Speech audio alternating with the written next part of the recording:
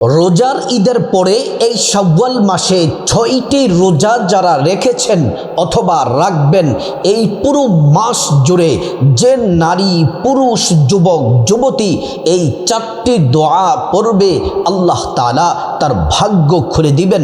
আল্লাহ রাব্বুল আলামিন তার জীবনে সফলতা দান করবেন। এই 4টি দোয়া পড়ে আল্লাহর কাছে যা চাইবেন চোখের পলকে দোয়া কবুল হয়ে যাবে। আল্লাহ তাআলা আপনার জীবনে নেয়ামতের দরজাগুলা খুলে দিবেন। প্রত্যেকটা ভালো কাজে আপনি সফল হবেন। আল্লাহর কাছে যখন যা কিছু প্রয়োজন প্রত্যেকটা চাওয়া আল্লাহ রাব্বুল আলামিন কবুল করবেন। প্রিয় দিনী ভাই ও বোন, রমজান মাসে রোজা রাখার পরে যারা শাওয়ালের 6টি রোজা রেখেছেন অথবা রাখবেন অথবা রাখতেছেন, এই শাওয়ালের রোজা বড় দামি। আল্লাহর রাসূল সাল্লাল্লাহু আলাইহি ওয়াসাল্লাম হাদিসের মধ্যে বলেছেন, মান সামা রমাদান সুম্মা আতবাহু সিত্তাম মিন শাওয়াল কানা কাসিয়ামিদ দাহর। প্রিয় নবী সাল্লাল্লাহু আলাইহি ওয়াসাল্লাম বলেন, উম্মত শোনো শোনো, যারা রমজান মাসের রোজা রেখেছো, রমজানের রোজা রাখার পরে যারা শাওয়ালের 6টি রোজা রাখবে, তোমরা যেন পুরো 1 বছর রোজা রাখার নেকি আল্লাহ পাক আমলনামায় দিয়ে দিবেন। শাওয়ালের 6টি রোজা রাখলে পুরো বছর রোজা রাখার নেকি পাওয়া যায়।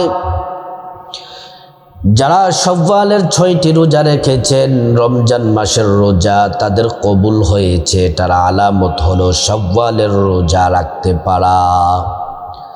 মুহাক্কিক আলেমরা বলেছেন, একটা নেক কাজ করার পরে নেক কাজটা কবুল হয়েছে কিনা এটা বোঝার জন্য পরবর্তী যদি নেক কাজের সুযোগ পাও, যদি নেক কাজ করতে পারেন, তাহলে মনে করবেন আপনার আগের নেক কাজটা আল্লাহ কবুল করে নিয়েছেন। প্রিয় মা বোনেরা আমার, এই শাওয়াল মাসে যারা 6টি রোজা রাখবেন, আপনাদের আমলনামা আল্লাহ রাব্বুল আলামিন নেক দ্বারা ভরপুর করে দিবেন, মিজান পাল্লা ভারী করে দিবেন। আল্লাহর কাছে যা চাইবেন আল্লাহ পাক তাই দিবেন। এই শাওয়াল মাসে রহমতের দরজাগুলো আল্লাহ খোলা রেখেছেন। বান্দা যখন যা চায় আল্লাহ কুদরতি হাত প্রসারিত করে গুনাহ মাফ চাও, রিজিক চাও, সুস্থতা চাও, বিপদ থেকে মুক্তি চাও, ও বান্দা যা চাইবা তোমাকে তাই দেওয়া হবে। এজন্য নবীজি কখনো শাওয়াল মাসের রোজা মিস করতেন না। নবীজির স্ত্রীদেরকে শাওয়ালের 6টি রোজা রাখার জন্য নির্দেশ দিয়েছেন। সাহাবায়ে কেরামরা রেখেছেন। আলহামদুলিল্লাহ, অধিকাংশ মুসলমান নারী পুরুষরাও শাওয়ালের রোজাগুলা রাখে।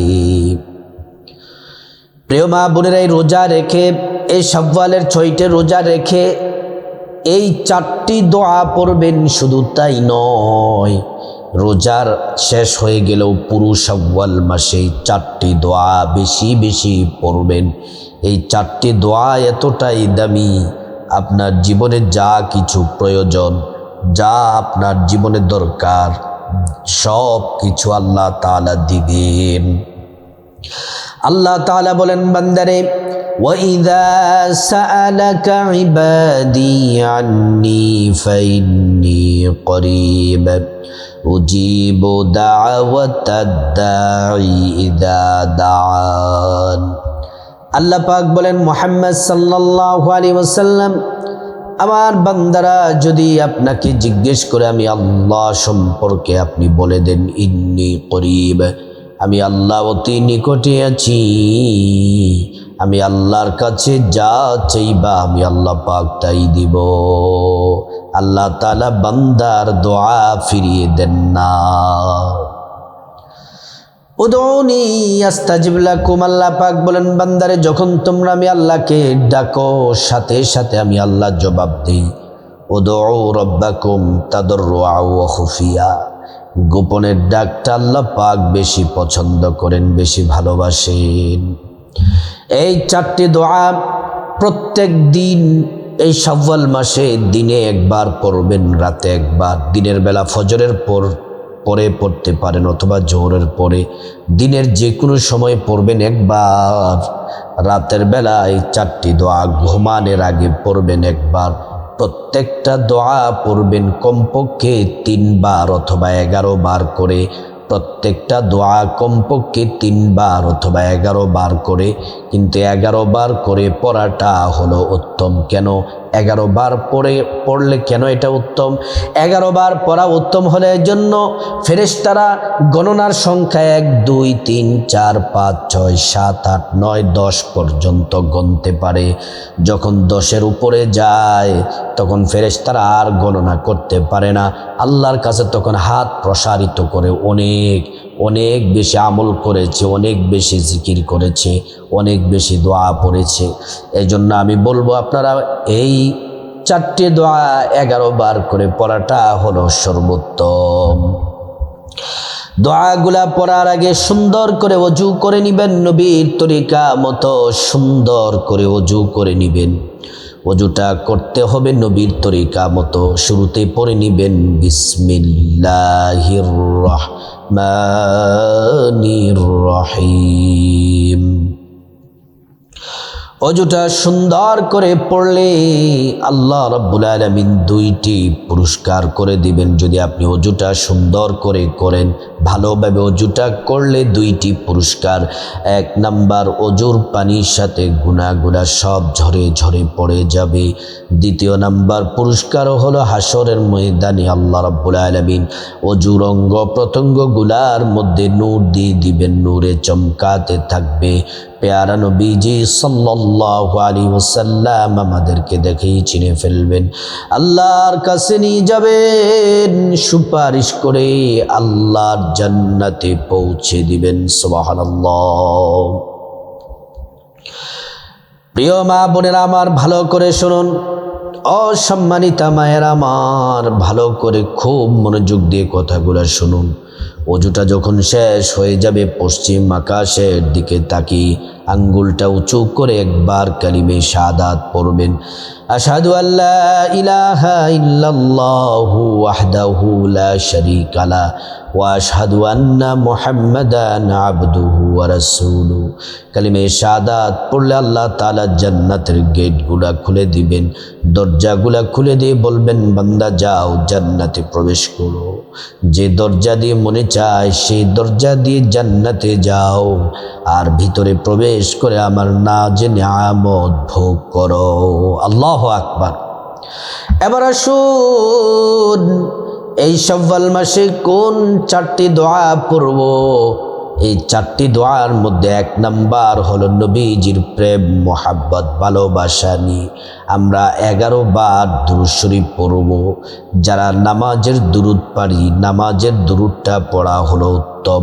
আল্লাহুম্মা সাল্লি আলা মুহাম্মাদিন ওয়া আলা আলি মুহাম্মাদ কামা সাল্লাইতা আলা ইব্রাহিম ওয়া আলা আলি ইব্রাহিম ইন্নাকা হামিদুম মাজিদ।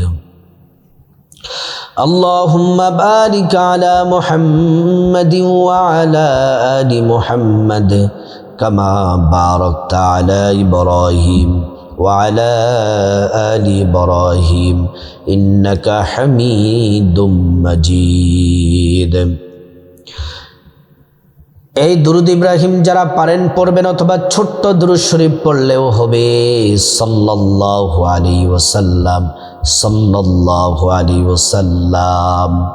এই দুরূদ শরীফ 11 বার পড়বেন। একবার দুরূদ পড়লে 10টি গুনাহ মাফ হয়ে যায়, 10টি নেকি পাওয়া যায়, 10টি মর্যাদা আল্লাহ তাআলা বাড়ায়া দেন।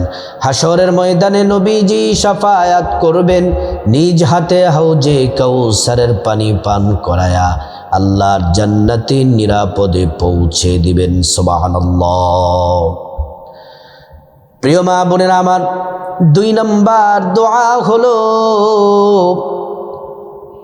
এমন একটি দোয়া, যারা বিপদে আছেন, সমস্যায় আছেন, মুসিবতে আছেন, ব্যক্তিগত বিপদ, পারিবারিক বিপদ, সমস্যা, ঋণগ্রস্ততা, যত ঝামেলা আছে, সব বিপদ আল্লাহ তাআলা দূর করে দিবেন। আপনি দেয়ালে পিঠ ঠেকে গেছে, মানুষ আপনার ক্ষতি করতে চায়, এই দোয়াটি পড়বেন, দুশ্মন আপনার কিছুই করতে পারবে না। সব বিপদ মুসিবত থেকে আল্লাহ হেফাজত করবেন। এই 2 নাম্বার দোয়াটিও পড়বেন 11 বার। হযরতে ইউনূস পয়গম্বর আলাইহিস সালাম মাছের পেটের মধ্যে মাছ গিলে ফেলেছিল। তখন তিনি মাছের পেটের মধ্যে কঠিন বিপদের সময় দোয়াটি পড়েছিলেন। আল্লাহ তাআলা মাছের পেট থেকে ইউনূস নবীকে উদ্ধার করেছিলেন। এই জন্য দোয়াটি বড় দামি, দোয়াটি পড়বেন। লা ইলাহা ইল্লা আনতা সুবহানাকা ইন্নী কুনতু মিনাজ জালিমিন। লা ইলাহা ইল্লা আনতা সুবহানাকা ইন্নী কুনতু মিনাজ জালিমিন। 3 নাম্বার দোয়া হচ্ছে, এই দোয়া পড়লে আল্লাহ তাআলা কোরআন শরীফের মধ্যে 5টি পুরস্কারের ঘোষণা দিয়েছেন। 1 নাম্বার, জীবনের গুনাহ মাফ হয়ে যাবে। 2 নাম্বার, আল্লাহ তাআলা ধনী বানায় দিবেন। 3 নাম্বার, নেক সন্তান দান করবেন। 4 নাম্বার, জান্নাতে প্রবেশ করাবেন। 5 নাম্বার, জান্নাতের নহর থেকে শরবত পান করাবেন। হাদিসের মধ্যে আল্লাহর নবী আরো বলেন, সকল পেরেশানি, বিপদ মুসিবত দূর করে দিবেন, অভাব অনটন দূর করে দিবেন।